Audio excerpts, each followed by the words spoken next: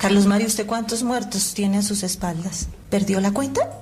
No, es que nunca hago cuenta de eso porque creo que es muy tenebroso. Y de un momento a otro me fabricaron cargos de narcotráfico desde el 78. En el 78 yo solamente tenía 12 años de edad. El 95% de los sicarios y hombres partícipes del extinto cártel de Medellín están sin vida. Otros pocos siguen caminando sobre la faz de la tierra luego de haber ocasionado mal inimaginable. Unos en la cárcel, otros como pastores de iglesias. Luis Carlos Aguilar Gallego, alias El Mugre. Su apodo surge porque llamaba a sus colegas y compañeros de esa forma. ¿Qué hubo, mugre? La primera vez que se relaciona oficialmente a Luis Carlos con el narcotráfico fue cuando su nombre estuvo involucrado en la compra de un avión que tendría como objetivo la carga y transporte de cocaína en 1988. Pero se dice que El Mugre fue contratado por Escobar mucho antes y se convirtió en uno de sus escoltas de confianza. El capo necesitaba un hombre en moto que pudiera seguirlo a todos lados, siempre al lado de la ventana del conductor. Probó a muchos hombres y ninguno pudo seguirle el paso. Luis Carlos Aguilar, El Mugre, que era un experto conductor, fue el único que pudo pasar la dura prueba de Escobar, que entraba por las calles en contravía, a altas velocidades y sobre aceras y andenes. Según anécdotas de Popeye, El Mugre era el compañero de Escobar en el fútbol. Organizaba los partidos entre colegas en la Hacienda Nápoles y en la Catedral e incitaba a los otros sicarios a entrarle duro y quitarle la pelota al patrón sin miedo. Dentro del cártel, uno de los mejores amigos de El Mugre era Otoniel González, Otto. Otto era alguien amargado y con seriedad constante. El Mugre, por el contrario, siempre tenía una sonrisa en su rostro y era muy amable.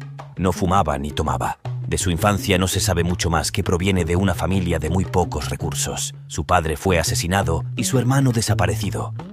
Cuando Escobar comenzó a dar recompensas por el asesinato de policías y generales, El Mugre inició una oleada sangrienta a lo largo de todo el territorio cafetero. Luis Carlos Aguilar fue uno de los trabajadores de Escobar que se internaron junto a él en la cárcel La Catedral, y también fue mano derecha del narco a la hora de escapar de la misma. El paradero del Mugre es totalmente desconocido. Se cree que desde la fuga de La Catedral, Aguilar Gallego ha vivido en la clandestinidad, que las autoridades aún lo buscan por sus procesos pendientes. Pero existe un archivo periodístico de El Tiempo que informa que se entregó por segunda vez a las autoridades en 1992, y Popeye también lo afirma. El Mugre elude el atentado que le hace el bloque de búsqueda y los Pepes y se entrega de nuevo a la cárcel. Luego de sobrevivir 9 años en la cárcel de Itagüí, logró obtener libertad condicional y desapareció del mapa. Según Popeye, estando en Argentina, El Mugre pierde a una hija y debido a esto se convirtió en religioso y servidor de la Iglesia Católica. Porque ha encontrado el verdadero camino, hoy en día es un hombre de Dios, ya es un pastor cristiano, a raíz del golpe brutal que recibió en la humanidad de su hermosísima hija, y se ha trasladado desde la Argentina a España. Por otro lado, fuentes oficiales mencionan que Luis Carlos Aguilar fue visto en un partido de fútbol de la selección Colombia contra España en el año 2017. Quienes lo vieron indagaron un poco sobre su vida y supuestamente se dedica a ser sacerdote en alguna iglesia en la ciudad de Murcia, España. Allí ya es un pastor, el día al mirar ha abandonado el odio, ha abandonado la avaricia, ha abandonado todas las cosas terrenales y se ha dedicado a las cosas de Dios. Carlos Mario Alzate Urquijo, alias El Arete. La abuela del Arete, María Gaviria Berrío, era hermana de Hermilda de los Dolores Gaviria Berrío, la madre de Escobar. Es decir, Catalina Urquijo Gaviria, la madre de El Arete, era prima hermana de Pablo Escobar y Gustavo Gaviria. El Arete entonces es primo segundo de Pablo y Gustavo. Quizá por esto era otro de los sicarios más cercanos del capo. El Arete primero estuvo interesado en su formación académica. Luego de terminar su bachiller, comenzó la carrera universitaria de biología marina. Pero por falta de recursos, su madre no pudo seguir apoyándolo y le recomendó que trabajara con su primo, que para entonces estaba desarrollando sus movimientos sociales y su partido político Civismo en Marcha. Muchos allegados afirman que El Arete era alguien demasiado amable, atento y descomplicado. Su hermana, Ligia Urquijo, habría estado casada con el hermano de Pablo, Roberto Escobar, el Osito. Carlos Mario era subordinado del sicario icónico John Jairo Arias, alias Pinina. Y a su vez era el líder de un subgrupo de sicarios en la zona de Buenos Aires, Medellín. Participó en la mayoría de los atentados más sangrientos del cártel, como el atentado al avión de Avianca, el bus bomba al edificio del DAS, entre otros. A finales de julio, yo me autoincrimino y asumo la responsabilidad del atentado del avión de Avianca. Ese atentado era contra el que hoy es presidente César Gaviria. Su participación especialmente en el atentado contra el DAS está respaldada por la conocida leyenda de que fue él quien planeó enteramente el plan. Contrató a un habitante de calle para que manejara un bus repleto de dinamita, para que lo estacionara enfrente del edificio objetivo y una vez ahí, accionara la radio, que era en realidad el detonante de los cientos de kilogramos de explosivos.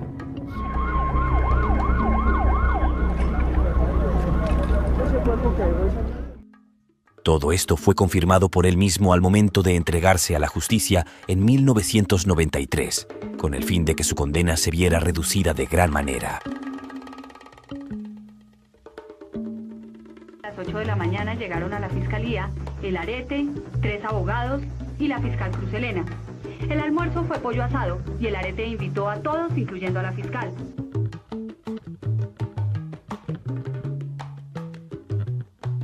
Carlos Mario, ¿usted cuántos muertos tiene a sus espaldas? No recuerdo. ¿Perdió la cuenta? No, es que nunca hago cuenta de eso porque creo que es muy tenebroso. Cuando estaba en prisión, había una sola cosa que desvelaba a Carlos Mario: su moto. Luego de su entrega en 1993, en una de sus viviendas en Medallo, fue hallada una Harley Davidson que fascinó a las autoridades. Una máquina de 1.300 centímetros cúbicos, con enchapes, acabados y piezas en oro puro, valorada en 120 millones de pesos colombianos de la época, que equivaldrían a alrededor de $150.000 actuales. El Arete estuvo negociando con las autoridades para poder conservar su moto y que no pasara a manos del Estado.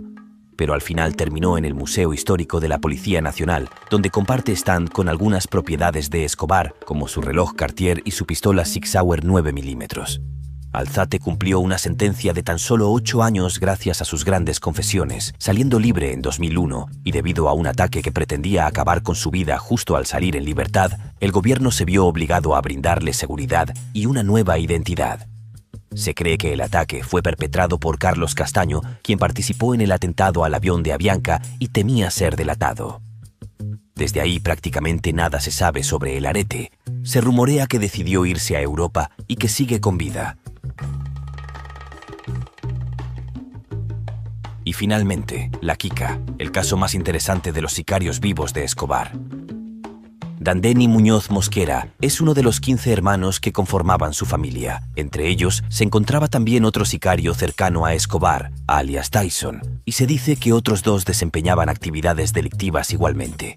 La familia Muñoz Mosquera vivía en la comuna nororiental, de donde salían la mayoría de jóvenes reclutados por los cárteles. Doña Lilia, ¿usted cuántos hijos tiene? En este momento, pues, lo que me dejaron son 10. ¿Cuántos le mataron? 5. Brances Muñoz, alias Tyson, fue rastreado por la policía en una casa de Medellín, dado de baja en el patio de la misma mientras intentaba huir a finales del año 92. Audi Fernando y Ángelo Yamil, que uno era universitario en publicidad y otro trabajador en una empresa de gaseosas, fueron asesinados ambos por hombres que llegaron a la casa de la familia en busca de Dandeny y Brances. Al parecer, la causa de sus muertes habría sido sencillamente ser hermanos de Tyson y la Kika. Irónicamente, la familia Muñoz Mosquera hacía parte de una iglesia cristiana donde su padre era pastor, al mismo tiempo que era policía, y su madre una predicadora y trabajadora social de una cárcel. Se dice que Dandeny era uno de los encargados de acabar con personas indeseadas al interior del cártel. Fue otro supuesto partícipe del atentado a la Avianca y, al igual que casi todos en la lista, acabó con la vida de decenas de policías. Todos estos son supuestos, ya que actualmente Dandeny se declara completamente inocente. Afirma que nunca trabajó para Escobar y que fue acusado por testigos falsos. Señor Muñoz, pero usted hacía parte de la banda de Pablo Escobar. No, señor. ¿Perdón? No, señor. ¿Usted no conoció a Pablo Escobar? Mi hermano sí trabajaba para él, yo trabajaba para otro señor que se llamaba Chiruza, y por eso me relacionaron a mí con él. ¿Y qué hacía usted para Chiruza? Yo era guardaespaldas de él. ¿Cuántas personas reconoce usted haber asesinado? A ninguna. Es decir, usted solamente hacía un servicio de seguridad. Sí, yo era delincuente, también estuve en la delincuencia, estuve muchas veces en la cárcel por robo. Su caso ha causado revuelo porque es la única persona condenada por el atentado al avión de Avianca, pero las investigaciones apuntan a que Dandeni no tiene nada que ver con dicho atentado. Nosotros presumimos que él no participó dentro del atentado del avión de Avianca. Encontramos que él no era explosivista en el cartel de Medellín. Encontramos que él no era una persona muy cercana a Pablo Escobar. La Kika fue capturado por autoridades colombianas en 1989, pero se dio a la fuga por segunda vez en el 91. Yo me volé de la cárcel en Bogotá. Mi hermano me ayudó a volarme de la cárcel y mi hermano me dijo, váyale para Estados Unidos que lo van a matar aquí. Mi hermano me ayudó y sacó papeles falsos y me mandó para acá. Dandeni escapó a Estados Unidos. Llegó a Los Ángeles y allí abordó un avión a Nueva York con un nombre falso. Ahí, durante un tiempo, se sintió libre como nunca antes. Podía caminar por las calles sin problemas y hasta jugar fútbol. Pero Dandeni siguió delinquiendo. Porque eso es lo que yo hacía, yo era delincuente. Pero gracias a Dios me arrestaron y ya se terminó eso. Terminó siendo arrestado por las autoridades norteamericanas y cuando descubrieron que era un sicario buscado en Colombia, fue condenado 6 años por portar documentos falsos. Ellos no tenían ninguna acusación contra mí. Y como tenía una cédula falsa, por eso me acusaron y me condenaron a 6 años. Estando en esa cárcel de castigo, volvieron y me trajeron nuevamente para Nueva York. Y me dijeron que si yo no les ayudaba a encontrar a Pablo Escobar, que se acaba de volar de la cárcel, me iban a condenar por otros delitos muy graves, que me podían dar la pena de muerte o dejarme por vida en la cárcel. Yo les dije que por qué, si yo no había cometido ningún delito. Se le acusó de haber producido y exportado en territorio estadounidense toneladas de cocaína y de haber asesinado a 2 ciudadanos americanos, los 2 que iban en el vuelo de Avianca. O sea, usted en Colombia no está acusado de haber matado a los 100 colombianos y en Estados Unidos de sí haber matado a los 2 americanos. Eso es algo muy ilógico, imagínense. En el país donde sucedieron los hechos y que ha hecho la investigación, nunca me acusaron de ello. Y en un país ajeno a los hechos, con puras mentiras, con testigos falsos, me condenaron por ello. El entonces fiscal general de la Nación, Gustavo de Grave, le envió una carta al juez americano encargado, en la que aseguraba que la justicia colombiana no tenía ninguna prueba de que Muñoz Mosquera hubiera tenido algo que ver con el atentado. Luego de enviar dicha carta, salió un testigo en la corte estadounidense a informar que el fiscal colombiano había sido sobornado. Inmediatamente pusieron una testigo falsa. Que eso está en los récords de la corte, que dijera que el señor Gustavo de Grey había recibido dinero para mandar esa carta. Que hasta ese señor, una de las personas más íntegras de Colombia, hasta ese señor lo quisieron enlodar.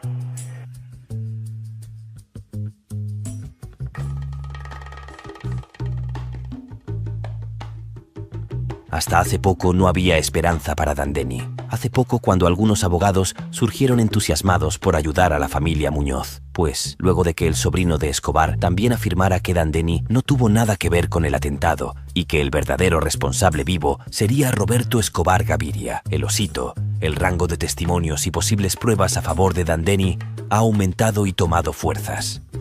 Pero usted tiene que reconocer que usted no es un angelito, ¿no? Yo lo reconozco, señor, yo sé eso. Yo sé que yo obré mal, eso lo reconozco yo. Pero yo creo que uno debe pagar por lo que uno hizo, uno no debe pagar por lo que otra persona hizo. ¿Quién puso la bomba? Yo no sé, señor.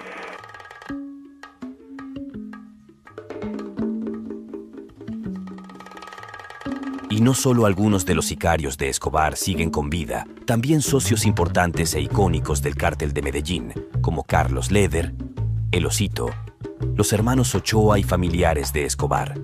Todos con historias interesantes, pero eso ya es tema de otro video. Suscríbete a Historias por Melo y deja un comentario si te ha gustado. Gracias por ver.